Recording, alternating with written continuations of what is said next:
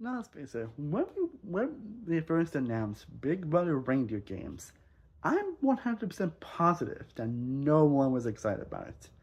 Like, generally, even I wasn't excited for it because really, a competition focused season that while it was exciting to have some of the biggest Big Brother players out there, I mean, you got like Cody, Frankie, Brittany Haynes, Jack Martinez, and Xavier, okay, Nicole Franzel, Taylor Hale, and Cameron, okay. But considering the criticism that basically the last season got in terms of its competitions is like, really? Like really? Because again, the big issue, like I mentioned in my Big Brother 25 video essay, is that the competitions were very lack thereof, or at least the variety was lack thereof. That's how Giant ended up winning 7 vetoes that season. So even when Simon was playing, especially seeing like Daniel Reyes returning, like, really?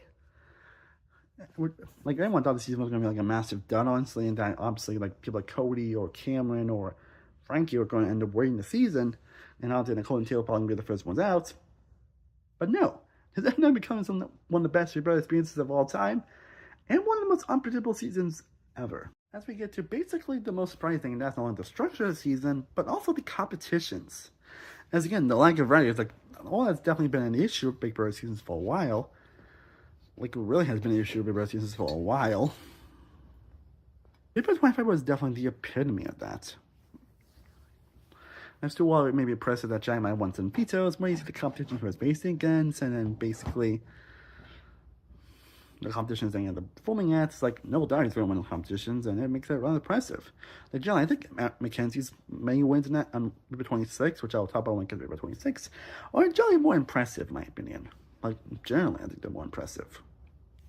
And basically, the season was going to play out that it was going to have basically a couple competitions, both someone was going to win an advantage, and honestly, I do like how different it feels like each week, where there's a couple people to face in chance showdown, which is basically like having like two or even like the entire house facing in that competition, and then whoever loses is eliminated and gets a special prize or bad thing happening to them. And they also really play on the Christmas aspect pretty well, honestly. Honestly, and I kind of like that actually. Kind of like this makes me take this very seriously, and you can feel like more of a fun side to these players, which I will talk about in a little bit. But competitions end up becoming one of the more fun aspects of some of the most fun competitions we had in quite a while. Even some of the most unique ones, honestly, especially the week 3 one, which I'll get into. But I also like how unpredictable they end up being, honestly, as again, people you think that would make it pretty far end up getting pre-eliminated early, and people you think were going to be eliminated early ended up actually being at the end, which is pretty insane, actually.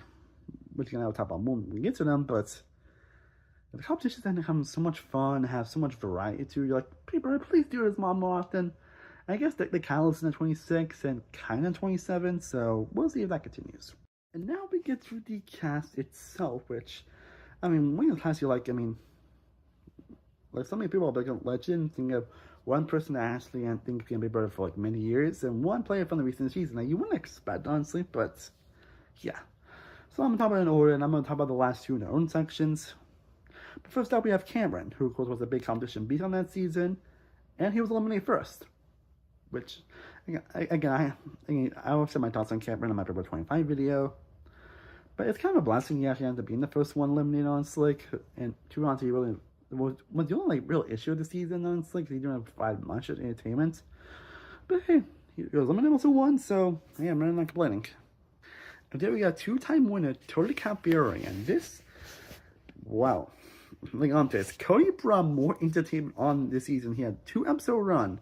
He brought more entertainment here than his entire 2-season run on Big Brother 1622. Not I don't have anything against, like I said, I don't have anything against Cody. I explained my teaser on that in my Big Brother 22 video. But I thought he just didn't bring much entertainment to the personality. And for me, had a lot of people to be on now, honestly. I was like, oh, okay, I kind of agree on that. You have to be watching those seasons, especially after rewatching those seasons. I think that's one of the fact that Cody was actually kind of an underdog this season. He actually had to play a little from the bottom, actually, and actually had to play more like an underdog. And it brought some really fun moments, especially with his back and forth with Nicole throughout the season, because then Cody backstabbed Nicole. And he gets some pretty fun moments on that in general. And he made Cody feel like more of a fun character than he's ever been. Like, can we get more of this, Cody, please? If you ever please on reality TV again. And then we have the return of Danielle Reyes. Like, I know when she, like the only thing that people were excited for was seeing Daniel Reyes return to reality to Big Brother, because it's Daniel Reyes, like the person that basically lost in Big Brother 3 because there wasn't a requested jury. Like, a lot of people still debate that there wasn't, that she probably would have won that season.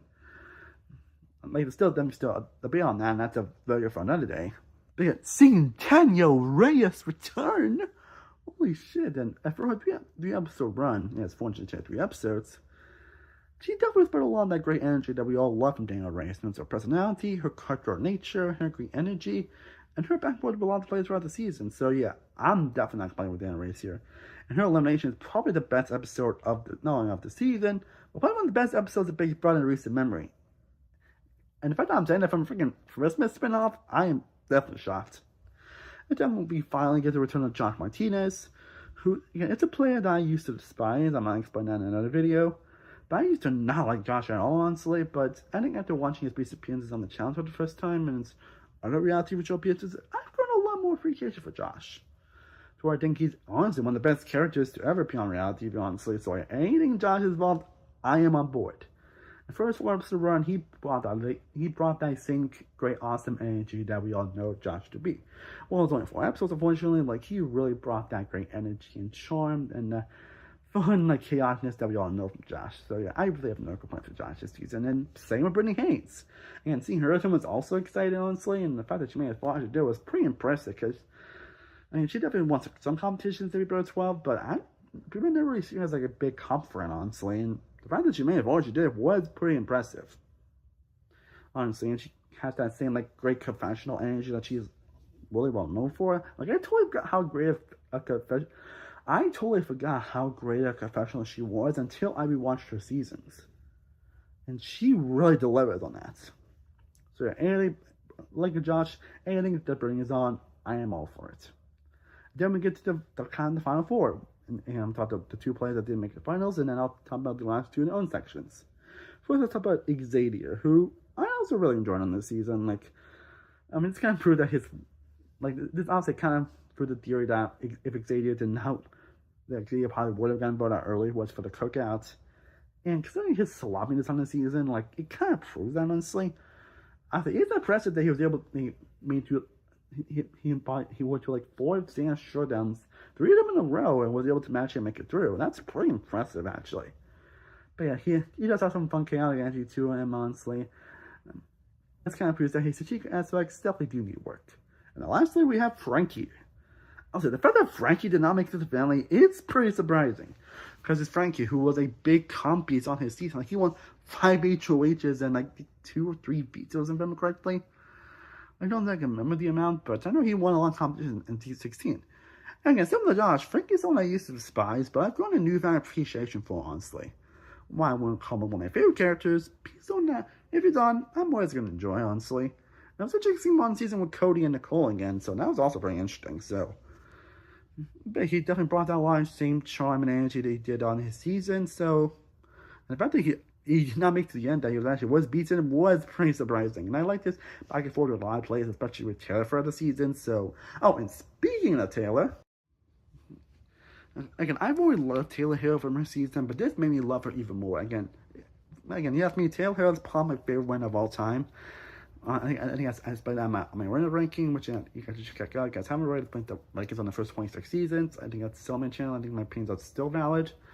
But Taylor Hill is my favorite one of all time, mostly because she has the most compelling story. Again, just gameplay, she definitely is up in the air. I'm not defending that she wasn't flawless throughout the season, but she does bring a great social aspect to her game. Has some really fantastic moments. It's a great character throughout. Has some really charming, fun confessionals, and again has a pretty compelling story of someone that basically would have gotten evicted in the first week due to no fault of her own, due to Paloma basically being a terrible person, and almost a lot of people being terrible people last season. And then she wound up basically being a good alliance, and well, she definitely had her messed up in there. She was actually in a pretty good position to make it far, and then she had, and using her social ability to impress the people that she voted out, she ended up winning 8-1 votes. Which again is one of the most impressive stories for a winner ever. So it's exciting to see her return for this season. And again, I think Taylor's one of those reality players that anything she's on, I'm going to love. Again, to film this again. I know she's going to be on the next season of The Amazing Race with Kylan, so I am definitely ecstatic. She's an incredible personality, and especially if you follow her on Instagram, it just oozes so much charm and charisma. She can't help but fall in love with her. And she definitely finds out well on this season. As we do see a little bit more of a villainous side of Taylor in this season, but a good villainous side. Now, so the fact that she was able to do so well in competitions, and the fact that she actually made it to the final two, is something I was not expecting. I was pretty sure that Black Hero was going to be like one of the first boots of the season, or one of the first eliminated. At least when I saw a lot of power rankings of this season and everything, like we thought that Taylor was going to be one of the first eliminated, as much as we love Taylor. But again, the fact that she actually made it to the end is insane. She actually did well in competition, even though she was best competition, she still did pretty well enough to where she was able to not even be much of a showdown and everything. Displays her social skills so incredible. And again, acting in a very villainous way too, especially with her back and forth with Frankie throughout the season, and even Cody throughout their run. Like, it's pretty impressive, and she definitely plays her amazing gameplay aspects on this season very well. So I wasn't surprised if her reputation really got out for a lot of people after this season. So the way anything that Taylor does, I am going to be on board for. Like, I wasn't surprised if she ends up being on next season of Big Brother. I wasn't surprised if she see on our reality shows. Like, when Taylor is one of those players for anything she's on, I am going to be excited because I know she is going to absolutely kill it. And if she doesn't, she's going to deliver incredible TV, and she definitely did that here. Again, the fact that we have female Final 2 in a competition-based Big Brother spinoff is one of the most shocking things that has come from the Big Brother, but in all reality TV. Of course, when you say that, because obviously females don't usually have done that best in the season, and sometimes we don't get a lot of female winners, and sometimes they don't. You guys know what I'm saying. Basically, it's very refreshing, is what I'm trying to say. And now we get to the winner of the season. I can't believe I'm saying that Nicole Franzel as one of the Big Brother spin-off, but also a competition-based spin-off. Most girls want Nicole has some impressive competition aspects, so she's definitely won a few competitions throughout her 3 seasons. I don't think any of us were expecting her to actually, win. And while there's a little bit where now you can call Nicole to that winner, considering this is a spin-off and a competition-based season, so yeah. But basically, this also actually made me improve my opinion on Nicole Franzel big time. And again, if you guys saw in my Big Brother 22 video essay video, would you guys check that out if you haven't already? My opinion went down Nicole so much after Big Brother 22, honestly. I think it did for a lot of people, actually. As we realized that, hey, Nicole Franzel is probably a more entertaining player when she's underestimated. Which I did not really realize, actually, but that would make Nicole so great. So her quirky personality, her fun back and forth with a lot of people, and just her being quirky and fun and creating the DRs and having some great moments in general for her 2 seasons on 16 and 18. And in 22, she basically was part of the majority lines, and because of that, we kind of lost some of that quirkiness that made Nicole such a beloved presence in the first place. And Nicole was definition of feel like a shell of her former self. I mean, she did play an impressive game where she ended up making it to the final 3, which is pretty impressive, but yeah, we just don't get that same entertainment fun that Nicole Franzel is pretty much known for. And I don't know if the only one that thinks that about Nicole, honestly. But I was hoping maybe in Reindeer Games, and I thought, because as that scene was filming, she actually was now a mom, honestly, so I actually don't remember that before All Stars 2 or Matt 2, again, correct me if I'm wrong on that. I think it was after, actually, but this incorporates that actually had a lot of stuff changed for her, especially her having a kid now, and also being married to Victor from being 18. I'm sorry we were getting more at Nicole Franzel energy that I love, and we got that and on. So I think this might be my favorite thing from Nicole Franzel. And I did do an appearance right now on Nicole Franzel, so I think that might be it. I might have Reindeer Games number 1. What I'm trying to say is Nicole Franzel really surprised me, and honestly, just made me fall in love with her all over again. Like, I don't know this. Nicole Franzel was actually my first BB crush, actually. I was deep in love with her, I'm not gonna lie. But again, the fact that she won a competition-based Big Brother spinoff is one of the most surprising things to come from this show and possibly reality TV. Like, we all thought Nicole Franzel was going to be one of the first boots of the season. We all thought people like Cody or Frankie or even Daniel Reyes or even Josh was going to win this season. Like, I thought it was going to be super obvious, but no. You got to find out Nicole and Taylor. which is one, when that finale was one of the most like fun, resilient finales I've seen a Big Brother in a while. Again, the fact that I don't keep on saying this, but that's what I'm saying about Chris's spinoff is surprising. But we get some of that quirkiness that we expect from Nicole, her being extremely underestimated and really shocking us all with her, not only her press competition ability, but her strategic ability too. So yeah, this definitely made me shoot up back on Nicole as one of my favorite players of all time. To where I would not be surprised if we end up seeing Nicole again on Big Brother. Honestly, I really would not be surprised on that. Just as long as she continues, maybe next time she actually is in a strong alliance and isn't underestimated, she might be actually still be in team. But yeah, this is definitely making me fall back in love with Nicole all over again. So that's all I can ask for. In terms of best moments, again, the season is just insanely unpredictable. Also, it's cool about interesting fact that we actually didn't get to see Joey Chen host. We actually got 3 different hosts with Tiffany, Derek X, and Jordan, which I thought was actually an interesting touch, actually, and it proves that, yeah, maybe we need a new host on Julie Chen. But again, that is a video for another day. This is a fake chicken nugget, by the way. But since the great moments in the season, again, the Tara and Frankie rivalry I thought was pretty entertaining as well. Like episode 3 itself, honestly, where the competition was structured and how it kind of led to basically Daniel Reyes getting eliminated surprisingly in that state, was one of the most shocking moments I've seen in Big Brother in a long time. But it was like pretty emotional and a lot of shooting that went for it to the point. It's the point, but this actually ended up becoming a big thing in the trade season 3, where both Brittany and Danielle ended up being on that same season. So it's funny that Reindeer Games ended up becoming a big catalyst for that rivalry. That's kind of life if you think about it. But yeah, the unpredictable competitions, again, also the 4th round, basically Nicole Franzel could have lost in just a few seconds, which is pretty insane. And a lot of the shocking results, and then Nicole Franzel TLP in the final 2, and their close wins, which was pretty insane. Yeah, it's really unpredictable competitions and the unpredictability back and forth is what I love most on this season. Now, to be honest, would I actually want a season 2? Because that's the thing that people have been demanding for after this season. The shocking thing is that people want a season 2. People want another season. I've seen some Big Brother legends could be on this type of season, considering how surprising this season ended up being. And the great competition variety.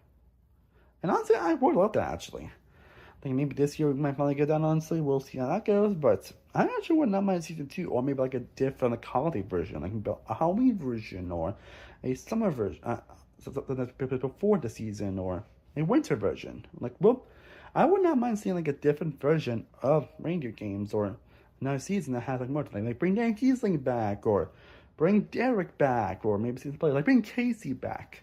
And have her like basically be the first eliminator, which is gonna be a big shock seeing how many competitions she won that season. So yeah, I would want another season, please. And that's basically my thoughts on Reindeer Games. I've always wanted to do like a video on this season, because that a couple years later and after rewatching it, actually when I did my Big Brother rewatch, it's still incredible that this season, like this is generally the most surprising season of Big Brother. Probably one of the most surprising seasons of reality TV. One of the most surprising seasons of television I have ever seen. Most because there was no excitement going into the season, like.